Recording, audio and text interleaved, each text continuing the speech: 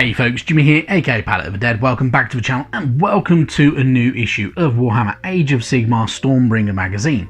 Now, as per usual with all these videos, if you like them, hit that like button, subscribe to the channel if you haven't already, and of course drop us a comment down below. I love hearing back from you guys. It goes a massive way to helping out the channel too. Now, this week we're on issue 30 of Stormbringer magazine. Now, before we jump into it, I will happily put it out there.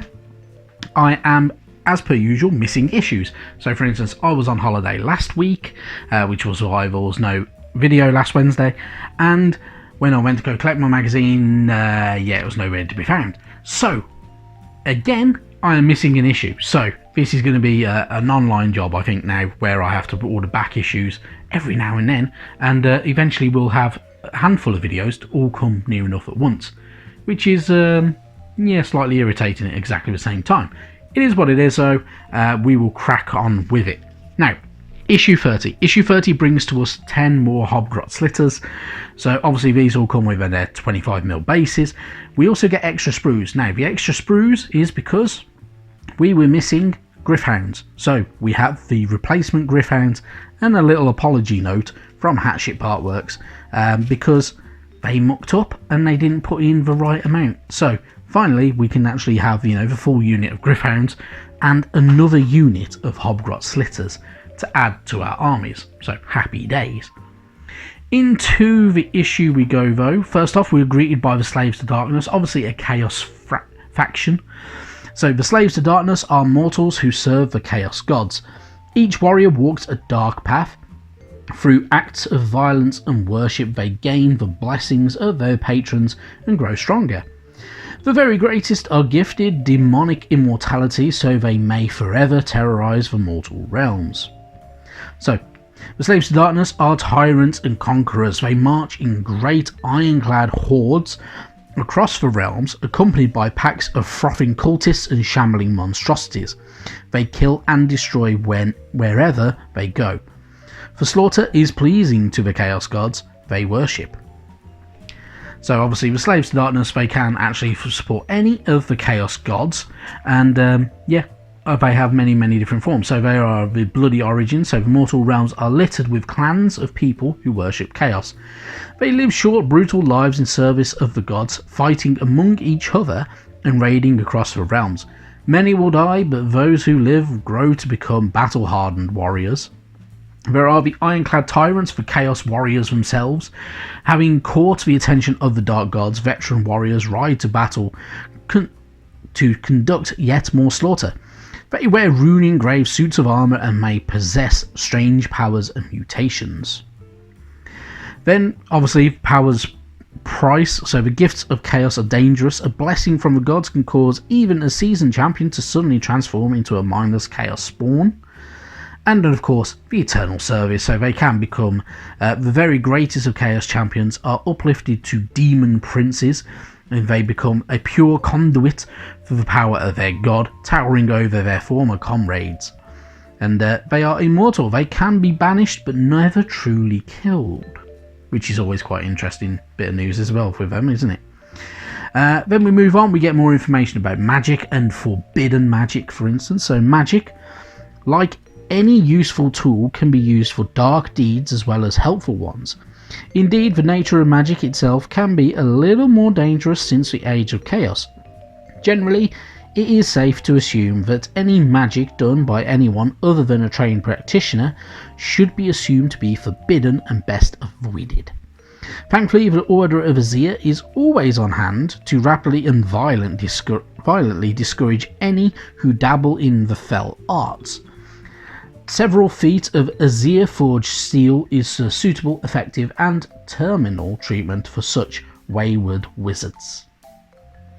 So obviously the Order of Azir is essentially the witch hunters guild, the good old cities of Sigmar, and they will track down any sorcerers dabbling in the forbidden acts and forbidden arts, and utilise a lot of stuff like that. So there are acceptable spells, there is uncivilized sorcery, and there is obviously demonic magic as well. And if you're going to be a magic user, you need to make sure you're on the right side of the law, or not going to get caught up on the the side that you don't want to be. Sometimes so. Moving on though, we get a new story, so we get Stubborn Oaths. So the Dwarven are stalwart, loyal and proud to a fault. However, each clan of Dwarven, the Caradron, Fireslayers and Dispossessed has its own different ideas of what honour means, even when death is on the line. So this one is going to be mostly about Dwarven, the dwarves, and oaths and such like, and yeah, you get a bit of information about them, which is also really cool. And this story is a pretty decent story and quite worth doing, and yeah, hopefully there will be more to it as well. So really good stuff. Then moving on, we get a page again for our second unit of Hobgrot Slitters. Obviously you can do your boss traits, you can name them, you can do all sorts with them, it's entirely up to you. Generally I would advise, if you're painting them, to paint them up in the same way that you painted your original 10, because you just can. It's just easier to do so, it's far better, it looks more uniform, because at the end of the day, Hobgrots are all generally going to do exactly the same as each other. You're not painting up two different regiments or anything like that, you're painting up a group. They are Hobgrots, they are a rabble, they will not be uniform or anything like that, so yeah, have at it, have a bit of fun, and yeah, enjoy yourself with them ones. But yeah, not bad. Moving on though, we get our how to build guide. Our how to build guide gives us slightly different variations on certain Hobgrots as well. So we have the dual dagger wielding Hobgrot as well, so which we didn't do before, and other ones where we can kind of do the alternate builds to certain ones and have a bit more fun with it. So pretty cool stuff, and obviously, yeah, works out very nicely as well at the same time. So really cool. And when you're all done, you'll have 10 new Hobgrot Slitters to get going with painting, decorating their bases and all sort of that type of stuff, and making them look really cool. However, the painting guide, I still disagree with painting them in Orc flesh. They look too much like goblins.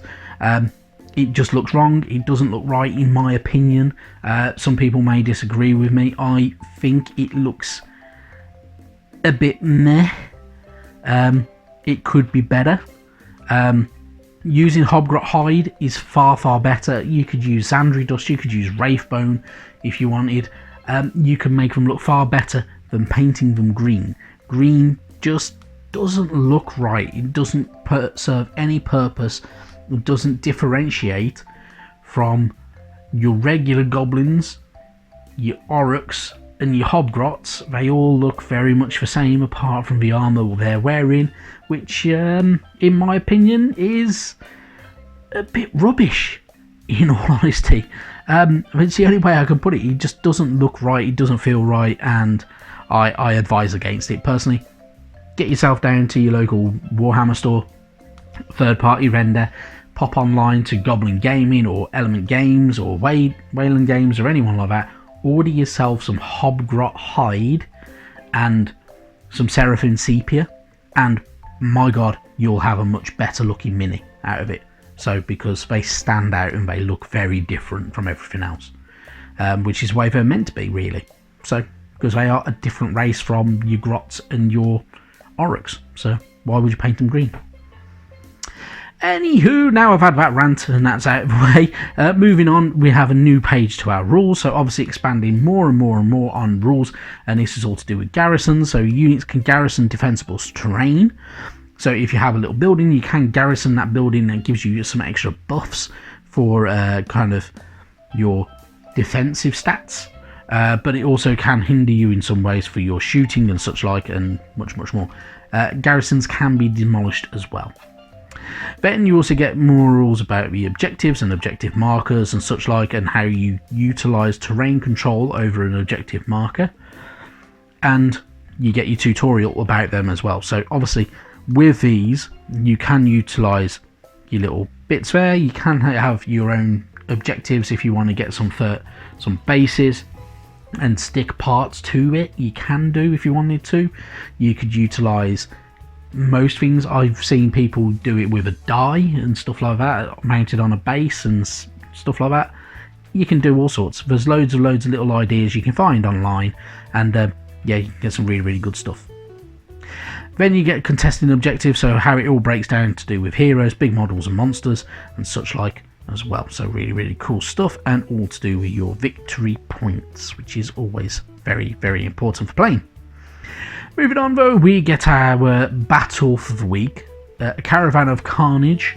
So your alliance, you will have your Alliance of Order, your Lord Imperatant, Knight Arcanum, 5 Vindicators, Stormstrike Chariot, 6 Griffhounds, now that we have 6, 4 Praetors, going up against the Destruction of Zarbag, Killer Boss with Stabgrot, Zarbag's Gits, 20 Hobgrot Slitters in 2 different battalions, and the 3 Man-Skewer Bolt Boys, and 10 Gut Rippers as well. So really cool stuff, and you can have a bit of fun with it, and obviously you get your objectives. So if you want to, you can utilise these as objectives. If you are, I would suggest get some card and stick the page onto the card and cut around them, or cut them out first and then stick them onto the card and then cut around them again, if you want to save card. But yeah, it'll look far better with them if you wanted to. Or if you want to, you could, of course, as I say, make your own objective markers using spare parts, using any sprue or bits and pieces or anything you can find online, 3D printed bits and pieces. You can get some really cool stuff and make some really cool ones. And yeah, happy days. And that is it. So next week, issue 31, we get Vigilors. I must admit, I have ordered a second lot of these because I like these guys. They're pretty cool. And then issue 32, we get our Moonclan Shooters. So these are Grot Shooters. You get 20 of them. And I will admit I've ordered another set of them because you can also make them into stabbers. So you can have them with knives, or you can have them with bows and arrows and nets and such like, and have a bit of variety. But otherwise, really cool stuff. And obviously we've got a lot to look forward to with the magazine. Loads of really cool units coming up, and should be really good fun. But that all said, thank you very much for watching. We will obviously have issue 29 at some point whenever I can get hold of a copy of it, and I can't even remember what other issue's missing, but we'll get that as well at some point, and then we'll have more videos, more fun, and more to talk about when it comes to Warhammer. But otherwise, thank you very much for watching. I'll see you next time. Bye bye now.